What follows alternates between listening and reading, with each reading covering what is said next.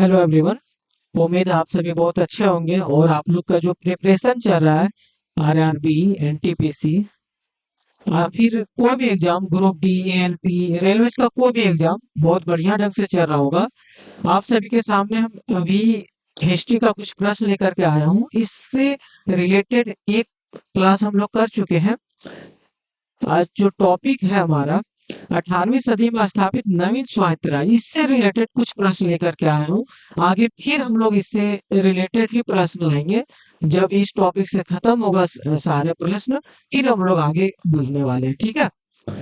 तो बात यह है कि 18वीं सदी में मुगल जो हमारा पूरा भारत पे कब्जा करके रखा हुआ था, धीरे धीरे उसका डिक्लाइन होना शुरू हो गया था। ठीक है। और इसी बीच में क्या हुआ, भारत में अलग अलग प्रांतों में छोटा छोटा राज्यों का उदय होना शुरू हो गया। कुछ छोटा कुछ बड़ा राज्यों का उदय होना शुरू हो गया। तो यही हम लोग देखने वाले हैं। ठीक है। सबसे पहला जो प्रश्न हम लोग के बीच में, बक्सर का युद्ध हुआ था। कब हुआ था बक्सर का युद्ध? 22 अक्टूबर 1764 को हुआ था। कब हुआ था? 22 अक्टूबर 1764। यहाँ जो प्रश्न उठता है, बक्सर का युद्ध किनके बीच हुआ था? एक तरफ था अंग्रेज का सेना, दूसरा तरफ जो था आपका 3 गुट का था। एक आपका बंगाल, बंगाल से जो था मीर कासिम। ध्यान रहे, मीर कासिम उस समय बंगाल का नवाब नहीं था। ठीक है। मीर कासिम। अवध का आपका सुजाउद्दौला था। ये दोनों नवाब था, जबकि उसमें मीर कासिम नवाब नहीं था। ये चीज ध्यान रखिएगा। ठीक है। सुजाउद्दौला अवध का नवाब था। और जो एक सबसे बड़ा राजघराने से था, वो था आपका मुगल राजवंश से था, जिसका नाम था शाह आलम द्वितीय। शाह आलम सेकेंड। ठीक है। इनके बीच में था। अंग्रेज का जो नेतृत्व कर रहा था हेक्टर मुनरो था। Hector Munro. ठीक है।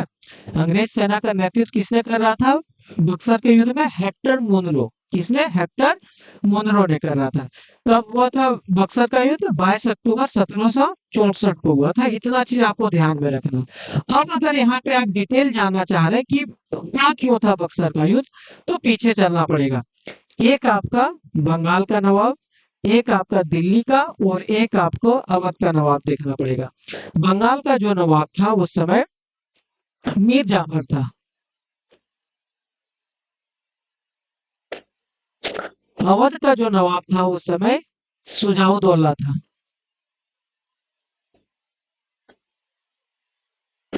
और दिल्ली का जो राजा था, चाहे सम्राट बोलो चाहे मुगल बादशाह बोलो, शाह आलम द्वितीय। ठीक है। ये तीनों था। अब हुआ क्या कि बंगाल को थोड़ा सा और जान लेते हैं हम लोग। यहाँ पे बंगाल का पलासी के युद्ध से वहां का नवाब के बारे में जानते हैं। सिराजुद्दौला पलासी के समय था, सबों को पता है। पीछे हम लोग किए थे सिराजुद्दौला। ये आपका बंगाल का नवाब कब था? पलासी के युद्ध में। पलासी के युद्ध के समय बंगाल का नवाब सिराजुद्दौला। ध्यान में रखिएगा, बार बार बोल रहे हैं। 1756 में ये बना था और 1757 तक ये रहा था नवाब। ठीक है। इसके बाद बन गया था मीर जाफर।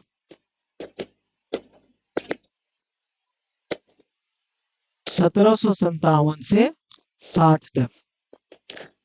इसके बाद बना मीर कासिम, 1760 से 63 तक। फिर से इसके बाद बन गया मीर जाफर। यहीं पे खेला है। 1763 से 1765 के बीच इतना में बना था। ठीक है। हुआ ये था कि सिराजुद्दौला जो था, एक मिनट, सिराजुद्दौला जो था, इस जब प्लासी का युद्ध चल रहा था, तो सिराजुद्दौला नवाब था बंगाल का, और इसका सेनापति था मीर जाफर। ठीक है। अब ये जो मीर जाफर है भाई साहब, जाके मिल गया था अंग्रेज से। अंग्रेज का उस समय जो सेना नायक था क्लाइव था, लॉर्ड क्लाइव। इससे जाके मिल गया। क्लाइव ने मीर जाफर से कहा था, अगर तुम सिराजुद्दौला को हरा दिया बंगाल में, तो तुमको यहाँ बंगाल का नवाब बना देंगे। और हुआ यही। प्लासी के युद्ध में सिराजुद्दौला हार गया और वहां का नवाब क्लाइव ने किसे, मीर जाफर को बना दिया। ठीक है, इसके बाद फिर क्या हुआ, 1760 में क्लाइव का टाइम जो था बंगाल के गवर्नर से खत्म हो गया और वो लंदन लौट गया। इसके बाद वहां का जो नवाब बना, हॉलवेल बना। कौन बना? हॉलवेल। हॉलवेल कुछ ही समय के लिए नवाब बना। इसके बाद वेंसी टाट नवाब बना। हॉलवेल और इसके बाद वेंसी टाट। वेंसी टाट वहां का नवाब बना बंगाल का। वेंसी टाट ने क्या किया, मीर कासिम को हटा करके फिर सॉरी मीर जाफर को हटा करके मीर कासिम को बंगाल का नवाब बना दिया।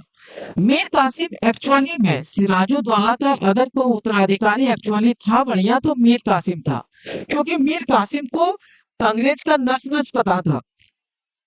तो अब क्या है कि वेंसी टाट ने इसको मीर कासिम को बना दिया, लेकिन ये भारी पड़ गया अंग्रेज पर ही। मीर कासिम अंग्रेज पे भारी पड़ने लगा। इसने क्या किया, जो राजधानी था मुर्शिदाबाद, मीर कासिम ने ही राजधानी मुर्शिदाबाद से हटा करके मुंगेर कर दिया था। क्यों? अपने सुरक्षा के कारणों से। ठीक है, ये अंग्रेज को बढ़िया नहीं लगा। उसने फिर इसको हटा करके मीर जाफर को वहां का नवाब बना दिया बंगाल का। ठीक है, तो मीर कासिम इस चीज को सहन नहीं कर पाए और अंग्रेज के बीच में इनका लड़ाई होते रहा। कई सारे लड़ाई लड़े, जिसमें से था कहवा का लड़ाई और गिरिया का लड़ाई। और तीसरा जो लड़ाई था राजमहल के निकट, कहाँ पे? राजमहल के निकट इसका लड़ाई हुआ। राजमहल के निकट उदौला में। उदौला में हुआ। कब हुआ था ये लड़ाई? 4-5 सितंबर 1763 को। ठीक है, इस लड़ाई के बाद अंग्रेज क्या हुआ, बिल्कुल अंग्रेज और मीर कासिम के बीच घमासान युद्ध हुआ और मीर कासिम हारा यहाँ से। और हार करके एक भागा, यहाँ से भाग करके किधर की ओर गया, पहले मुंगेर गया। मीर कासिम हार करके मुंगेर गया। मुंगेर से फिर पटना चला गया। पटना जाने के बाद मीर कासिम फिर क्या हुआ, वहां से अवध गया। अवध उस प्रांत को कहते हैं जो अभी हमारे यूपी का प्रांत है, कन्नौज नदी के किनारे वाला क्षेत्र है, उसको अवध कहते हैं। ठीक है, तो वहां पे मीर कासिम पहुंचा और अवध में जाकर के शरण लिया। किसके? यहाँ सिराजुद्दौला के यहाँ जाके शरण लिया। इसी समय सिराजुद्दौला के पास शरण लेने के लिए मुगल बादशाह शाह आलम द्वितीय भी पहुंचा था। ठीक है, तो इन तीनों ने मिल करके किसने किसने, मीर कासिम, एक आपका आ गया मीर कासिम, सिराजुद्दौला और शाह आलम द्वितीय, ये तीनों ने मिलकर के त्रिगुट सेना का गठन किया। क्या गठन किया? सेना का नाम रखा त्रिगुट सेना था। त्रिगुट सेना। ठीक है, त्रिगुट सेना का गठन किया। अ, और ये क्या चढ़ाई कर दिया बंगाल में। बंगाल में चढ़ाई किया, फिर इसका हार हुआ यहाँ पे और अंग्रेज जीत गया।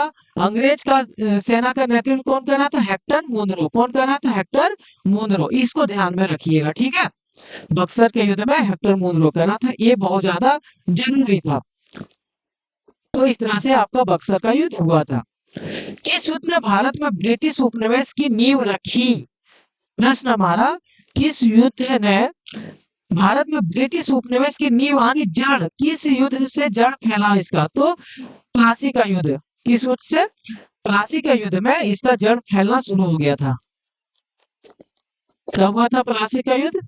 1757 में। ठीक है, यहाँ पे क्या है, इस युद्ध से अंग्रेज क्या है, बंगाल में अपना पांव फैलाया। इससे राजनीतिक हस्तक्षेप उसने नहीं किया। डायरेक्ट राजनीतिक हस्तक्षेप ना करके उसने क्या हुआ, अंदर अंदर ही राजनीति करना शुरू कर दिया। ठीक है, आगे प्रश्न, सबसे अधिक निर्णायक युद्ध जिसने अंग्रेजों के साथ भारत में प्रभुत्व को स्थापित किया। अब पूछ रहा हूं, उस युद्ध का बारे में बताओ जिससे अंग्रेज भारत में बिल्कुल अपना पांव पसार चुका था। तो कौन सा था? बक्सर का युद्ध।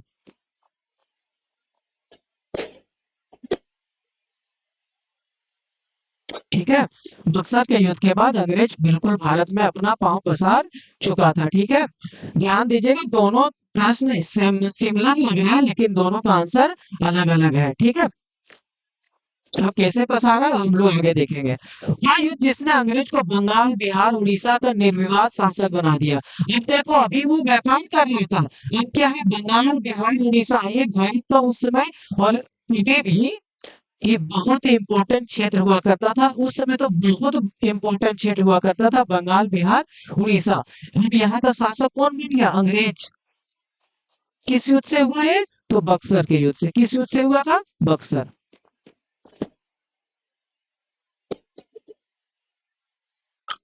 कब हुआ था? 1764। ठीक है। इस युद्ध के बाद यहाँ पे बंगाल, बिहार, उड़ीसा का शासक कौन बन गया? अंग्रेज। यानी इसी के हाथ में वहां का भागना आ गया था। अंग्रेजों ने मीर जाफर को दोबारा बंगाल का नवाब बनाया। यहाँ पे हम लोग देख चुके थे अभी। यहाँ कब बनाया था? पहला बार मीर जाफर कब बना था? 1757 से 60 के बीच में। दूसरा बार कब बना? 1763 से 1765 के बीच में। तो इसको कब बनाया था? 1763 में। इसके बारे में यहाँ ज्यादा बोलना जरूरत नहीं है। मीर जाफर की मृत्यु के बाद बंगाल का नवाब बनाया। मीर जाफर की मृत्यु के बाद इसका बेटा को भी बंगाल का नवाब बनाया था, जिसका नाम था निजाम उदौला। किसको बनाया था? निजाम उदौला। इसका जो काल था 1765 से 66, बस थोड़ा सा 1 साल का इसका पीरियड था। इलाहाबाद की संधि हुई थी। तो इलाहाबाद का संधि क्या था कि उस समय 1765 में क्लाइव एक बार फिर गवर्नर बन के आया, और उसने क्या किया, बंगाल क्षेत्र को बढ़ाने का एकदम पूरा ठान लिया था। जिस तरह अभी डोनाल्ड ट्रम्प बोलता है ना, अमेरिका के बारे में कि अमेरिका अब सबसे ग्रेट होगा, ग्रेट अमेरिका। उसी तरह क्लाइव ने सोचा, चलो अब हमको क्या करना है, बंगाल का विस्तार करना है। तो इन्होंने सारा प्रांतों के साथ कुछ ना कुछ करना शुरू कर दिया। तो इलाहाबाद में इसने दो संधि किया था। क्लाइव ने इलाहाबाद के साथ कितने संधि किया? दो संधि किया। एक संधि एक संधि जो था वो 12 अगस्त को 1765 को किया। दूसरा संधि 4 दिन बाद 16 अगस्त 1765 को किया। पहला जो संधि था वो आपका अंग्रेज वर्सेस किसके बीच? शाह आलम द्वितीय यानी मुगल सम्राट के बीच में था। ठीक है।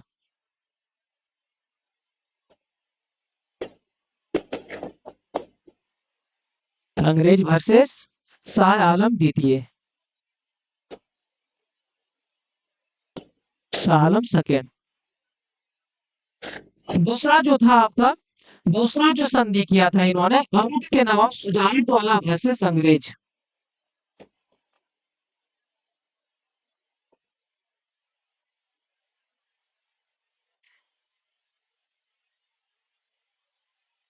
ये दोनों संधि हुआ। पहला संधि में क्या हुआ, इन्होंने बंगाल, बिहार, उड़ीसा की दीवानी अपने अंदर ले लिया। यानी कंपनी, ये जो था शाह आलम द्वितीय ने बिहार, बंगाल, उड़ीसा का जो दीवानी था वो किसे दे दिया? अंग्रेज को दे दिया। किसे दे दिया था? अंग्रेज को। ध्यान रहे, इलाहाबाद की प्रथम संधि अंग्रेज वर्सेस शाह आलम द्वितीय के बीच में हुआ, जिसमें बंगाल, बिहार, उड़ीसा का दीवाने अंग्रेज के हाथों में चला गया। दूसरा जो संधि अवध के साथ किया, अवध में क्या किया, अंग्रेज बोला, भाई मेरा जो सामान है उसे टैक्स फ्री कर दो। क्या करने बोला? Tax free. टैक्स फ्री करवा लिया। और चुनाव पर अंग्रेज का अधिकार हो गया। चुनाव पर किसका अधिकार हो गया? अंग्रेज का। तो आपको ज्यादा से ज्यादा ये आपका डेट याद रखना है दोनों का, इलाहाबाद की दो संधि का। ठीक है। आपके स्वायत्त राज्य की स्थापना की थी अवध, जो अभी हमने सुजाउद्दौला, तो उस वंश का स्थापना किसने किया था? ये हमारा, तो इसका आंसर होगा सयादत खां। सयादत खां। ठीक है। कब किया था? 1722 में। 1722 में, ध्यान रहे। सयादत खां, जिसका और नाम था बुरहान उल मुल्क, अवध का सूबेदार बनाया गया था। सयादत खान को अवध का सूबेदार कब बनाया? तो यही 1722 में। ठीक है। आगे आगे प्रश्न है 10वां हमारे पास। अवध में नया नया राजस्व बंदोबस्त यानी रेवेन्यू सेटलमेंट लागू किया था। किसने किया था? तो सयादत खान ने ही किया था।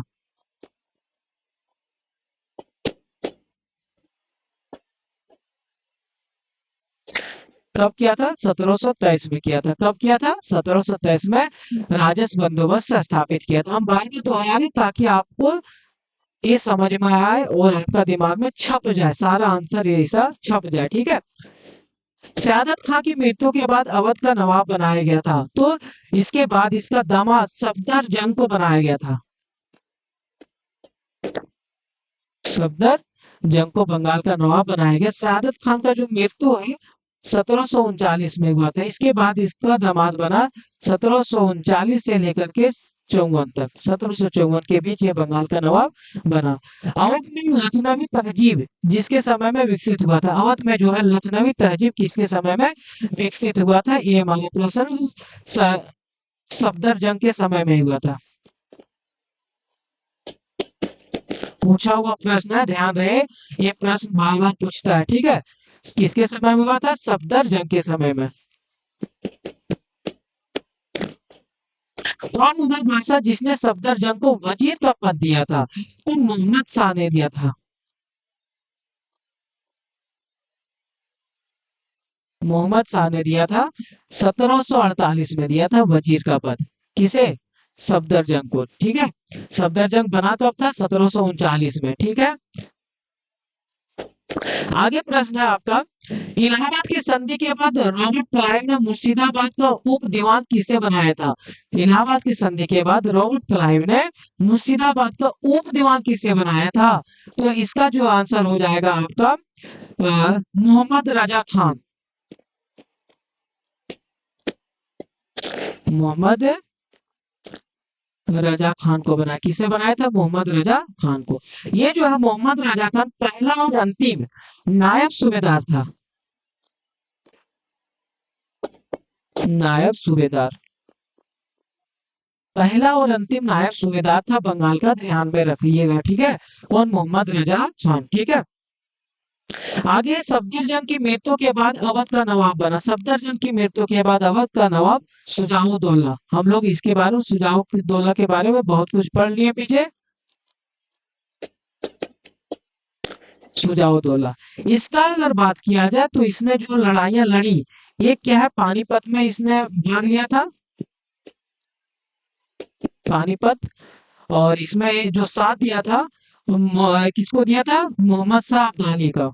किसको दिया था? अब्दाली, अब्दाली का साथ दिया था। और बक्सर में मीर कासिम का साथ दिया था।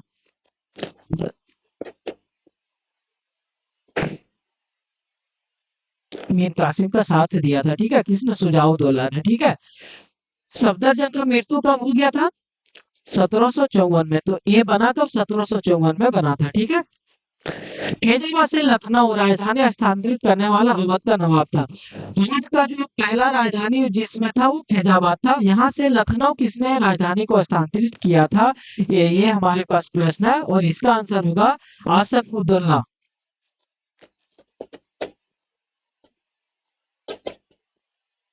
किसने किया था? आसफ उद्दौला ने किया था, ठीक है। आगे लखनऊ का बड़ा इमामबाड़ा बनवाया था। लखनऊ का बड़ा इमामबाड़ा किसने बनवाया था?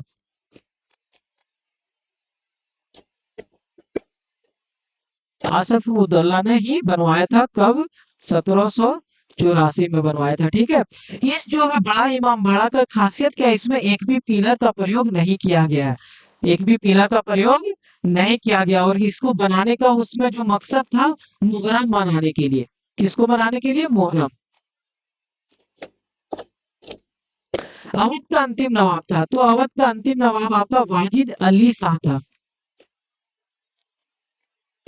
वाजिद अली शाह, ठीक है। इसका जो टाइम पीरियड था 1847 से 1856 के बीच में था, ठीक है। वाजिद अली शाह का 1847 से 1856 के बीच में। आगे वह नवाब जिसके शासनकाल में लॉर्ड डलहौजी ने अवध को अंग्रेजी साम्राज्य में मिला लिया। तो उस अंतिम राजा जो था उसी के समय मिला, नवाब जो था उसी के समय मिलाया होगा। तो अंतिम नवाब कौन था? वाजिद अली शाह। अभी हम लोग पढ़े हैं।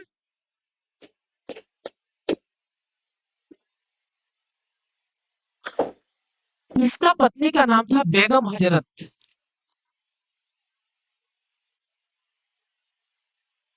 कुछ ध्यान में आ रहा है बेगम हजरत के बारे में? ये क्या था, जब 1857 का लड़ाई चल रहा था, तो इन्होंने अवध में भारतीय सेना का नेतृत्व किया था। भारत की ओर से लड़ा था अवध क्षेत्र में, ठीक है। इन्होंने ही नेतृत्व किया था भारतीय सेना का। फिर ये नेपाल चली गई और बाद में इसका मृत्यु वहीं हो गया। सफदर जंग को एन नाम से जाना जाता है। सफदर जंग का एन नाम जो था, अब्दुल मंसूर खान था। अब्दुल मंसूर खान, ये सफदर जंग का एन नाम